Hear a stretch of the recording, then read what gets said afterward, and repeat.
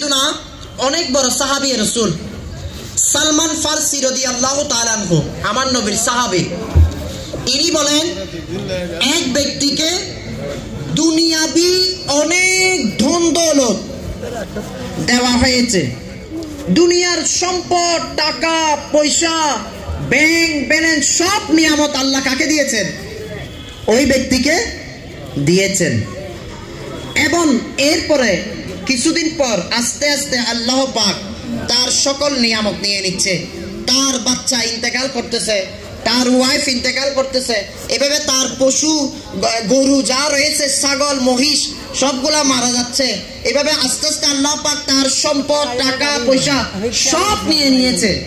এরপর ওই ব্যক্তি যখন তার সব সম্পদ শেষ হতে লাগলো, সে আল্লাহ পাকের দরবারে প্রশংসা করতে লাগলো যে মাওলা তুমি দিয়েছো আবার নিয়ে নিয়েছো, শুকরিয়া মাওলা।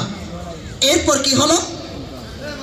এমনকি তার কাছে শুধুমাত্র বিছানার একটি চাটাই অবশিষ্ট রইল, একটি বিছানার চাটাই ছাড়া আর সব আল্লাহ পাক কি করেছেন? নিয়ে নিয়েছেন।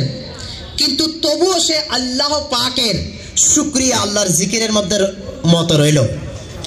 অপর এক সম্পদশালী ব্যক্তি সে ব্যক্তিকে বলতে লাগলো, এখন তুমি কি কারণে আল্লাহ পাকের শুকরিয়া আদায় করছো? আমি তো সেই নিয়ামতের কারণে। সে বলল, আমি সেই নিয়ামতের কারণে আল্লাহ পাকের শুকরিয়া আদায় করছি। কি নিয়ামত? সে বললেন, যদি আমি সারা দুনিয়ার সম্পদ দিয়েও দিই তবুও আল্লাহ পাকের নিয়ামত শেষ হবে না।